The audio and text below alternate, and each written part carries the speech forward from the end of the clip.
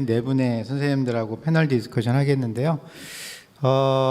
그 플로우에서 질문이 있으시면은 그 QR 코드를 통해서 질문을 하나 올려주시면 좋겠습니다. 김웅죽, 심지영, 장지훈 교수님은 뭐 연재에 대해서 질문하시기보다는 이 플로우에서 온 질문에 대해서 좀 답변을 해주시고 거기에 부족한 게 있으면 연자분들이 또 코멘트해줘 이런 식으로 하도록 하겠습니다. 박상현 선생님이 한번 원장님이 한번 첫 번째 질문이 있는데 또 그리고 또 저 플로에서 질문이 있으신 분은 저 손 들어서라도 부탁드리겠습니다. 첫 번째 질문은 증상이 없는 고혈압 당뇨 환자에서 심부전을 찾기 위하여 얼마나 자주 체스트 PA나 심전도를 찍어야 할까요? 라는 질문이 올라와 있습니다. 김웅주 교수님 이런 이제 물론 저 대학병원이시기 때문에 심플한 경증 질환 환자들은 잘 안 보시겠지만 그래도 환자 이런 경우는 어떻게 그 심전도나 뭐 엑스레이 어떻게 팔로우하세요? 그 심플 고혈압 한 2년에 한 번 정도 합니다. 저는 1년에 한 번 정도 이제 직원들이기 때문에 어떻게든지 안 가고 계속 오시는 분들이 있는데 1년에 한 번 하면 금방은 잘 모르는데 확실히 몇 년 전이랑 비교해 보면 심장도 좀 커지는 경우도 있고 LV 하이퍼트로피도 더 오는 경우도 있고 없던 AFib도 생기는 경우도 있고 해서 예, 그렇습니다. 네, 저도 그 고혈압이 잘 조절되고 특별히 증상이 없는 환자들한테는 심전도나 엑스레이는 1년에 한 번씩 팔로우하고요. 혈압이 조절 잘 안 되면서 환자가 좀 숨찬 증상이 있다거나 그러면 에코를 안 했으면 에코는 뭐 1년마다 하는 게 아니라 에코는 한 3년, 2, 3년마다 증상 있을 때 하고 가장 심플한 거는 숨차다고 그러면은 뭐 BMP 같은 것들을 해서 봅니다. 그리고 아까 김웅주 교수님 말씀하셨지만 시리얼하게 엑스레이 체인지라든가 심전도를 이렇게 비교해 보시면서 무슨 변화가 생기는지 AFib이 생기는지 이런 것도 모두 중요하리라고 생각이 됩니다. 두 번째 질문은 그 BMP가 극성 심부전과 만성 심부전 진단 기준이 다른 이유가 뭔가요?라고 하는데. 심재영 교수님. 네, 굉장히 예리하고 중요한 질문을 해주신 것 같습니다.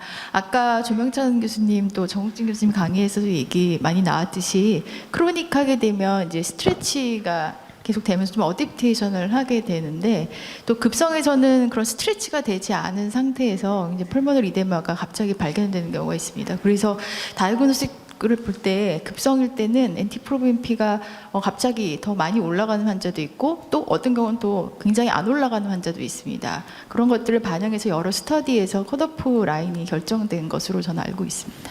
네, 그래서 만성 심부전의 BMP를 우리가 드라이 BMP라고 하고 급성일 때는 웻 BMP라고 하는 터미널을 쓰긴 하는데 아까 심지영 교수님 말씀한 것처럼 어큐트 하트페일리어 할 때는 마이오카드미는 그냥 스트레치 되면서 유로호르몬 액티베이션이 되면서 볼륨 오버로드 되니까 그만큼 마이오카드미 워크로드가 프레셔 오버로드가 그래서 그 레벨이 확 올라가는 겁니다. 그 BMP 질문이 또 있는데 BMP가 높아서 심초음파를 했는데 정상처럼 보이는데 그러면 심부전이 아닌가요? 해서 단순한 그 BMP만 올라갔을 때 그 아까 질문인 것 같습니다.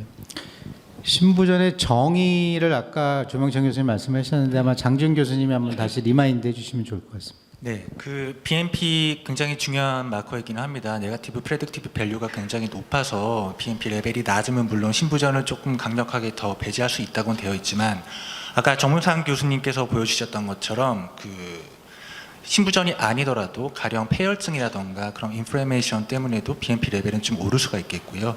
반대로 좀 오베이스하거나 그럴 경우에는 오히려 심부전임에도 불구하고 BMP 레벨이 좀 다소 낮게 보일 수가 있습니다. 그래서 BMP 레벨을 보는 것 또한 중요하지만 그 뒤에 있는 환자의 배경 또한 같이 종합해서 판단해서 고려를 하셔야 될 것 같습니다.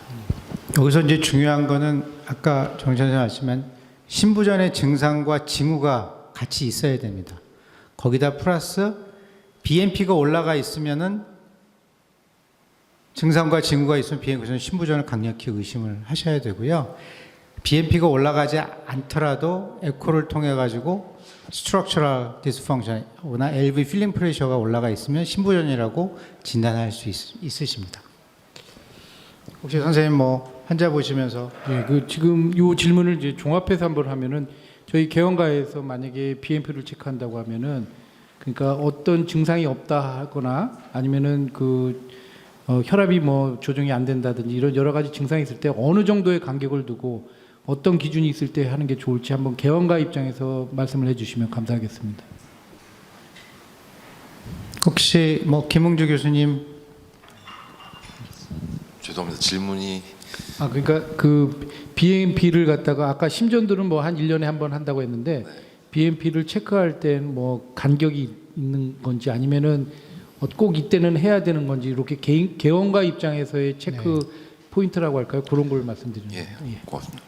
아까 뭐 사실 나왔던 얘기는 합니다만 이제 연세 높으시고 숨차다고 호소하시는 분들이 꽤 계시죠. 꽤 계시는데 연세 높으시면 근데 이게 뭐 COPD 때문인지 혹은 뭐 다른 올드 TB가 있었던 그런 것 때문인지 아니면 뭐 심장성 원인인지 그런 숨차다는 증상으로 이제 처음 진단을 해야 되겠는데 그때는 당연히 해야 될 거고요. 그렇게 해서 하펠리어의 합당한 기준의 컷오프 이상으로 우리가 하프페프가 됐든 MREF가 됐든 하프레프가 됐든 확인이 됐다면 그럼 그 다음에는 이제 다른 랩 할 때 비교적 심텀 사인이 스테이블하다면 다른 랩 할 때 보통 1년에 한 번 정도 이렇게 하고요. 만약에 잘 조절되지 않고 지금 이뇨제를 용량도 아직 정해져 있지 않고 뭐 그렇게 하면 그때는 당분간 좀 스테이블하지 될 때까지는 좀 자주 하게 될 것 같습니다. 그리고 만약에 첫 번째 호흡곤란 간별 때문에 이제 체크했는데 그게 엔티프로비엠피가 BMP가 그렇게 높지 않았다면 그 환자에게 다른 루틴 랩 할 때 또 계속 반복할 이유는 별로 없을 것 같습니다. 첨언을 드리면 지금 BMP 경원의 선생님들에서 급여 기준은 일단은 신부전이 의심될 때 1회 한 번에 해서 급여는 됩니다. 근데 사실은 그 급여 기준에 보면 횟수의 제한은 없습니다.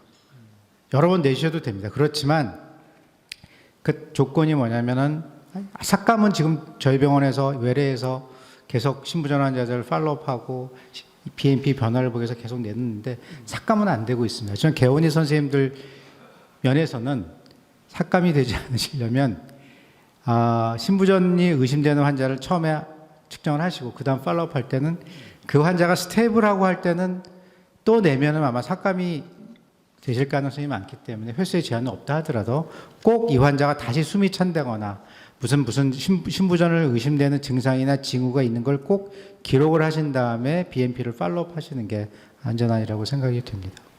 네, 선생님. 네. 그럼 제가 대답해야 돼. 우리 유병수 교수님이 대답을 할까요? 저만 하는 것보다는. 그 BMP하고 엔티프로 BMP는 앞서서 말씀드린 것처럼 프로 BMP에서 이제 나오는 애들이고요. 얘는 한참 만들어져서 있는 애가 아니고 에큐트 스트레스 때 그때부터 만들어지는 애인데요. 이게 두 개로 잘라져서 BMP는 바이올로직 액티비티가 갖고 있는 거고 엔티프로 BMP는 바이올로직 액티비티가 없는 애입니다. 그리고 엔티프로 BMP의 레인지는 0서부터 35,000까지 되어 있고요. BMP는 0서부터 5,000까지 되어 있습니다. 그래서 같은 애들인데 바이올로직 액션도 틀리고 하프라이프도 틀리고 대사도 틀립니다.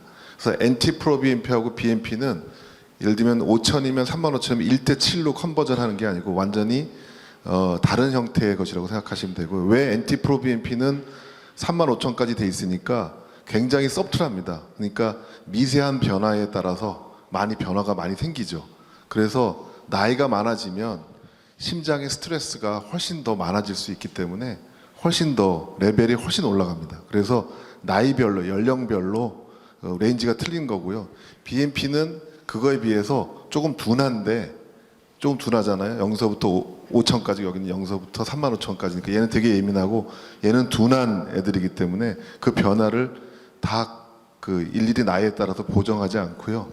대부분 그냥 컷오프 밸류만 100이면 100, 뭐 50이면 50 이렇게 돼 있고 엔티프로 BMP는 나이에 따라서 굉장히 변화가 폭이 크기 때문에 그렇게 기준을 좀 다르게 합니다.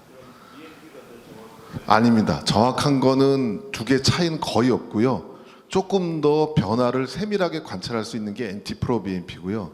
그 다음에 BMP는 주로 에키투한 때 조금 더 변화를 효과적으로 나타날 수 있는 두 개의 차이는 없습니다.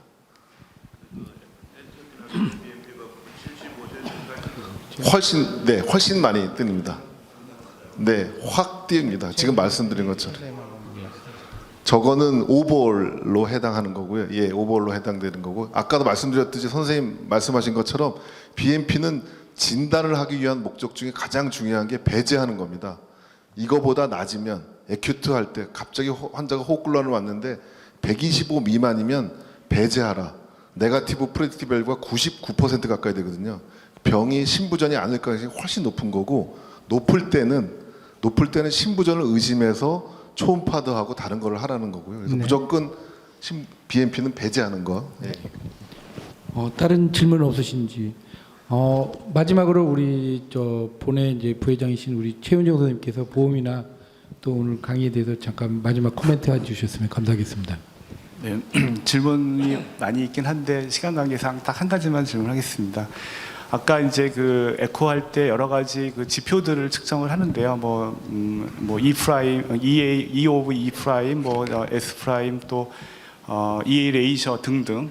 근데 이제 이런 것들이 또 실제로 그 수치 1, 2 차이로 이제 그 카테고리가 바뀌는데 그런 이제 그 검사할 때마다 그 같은 검사자가 검사를 같은 환자를 해도 측정 간 오차가 있을 것 같고요.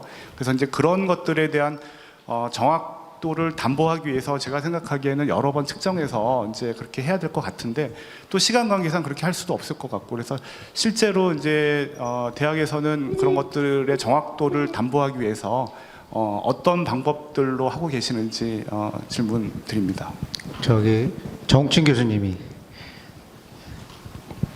1분만을. 네.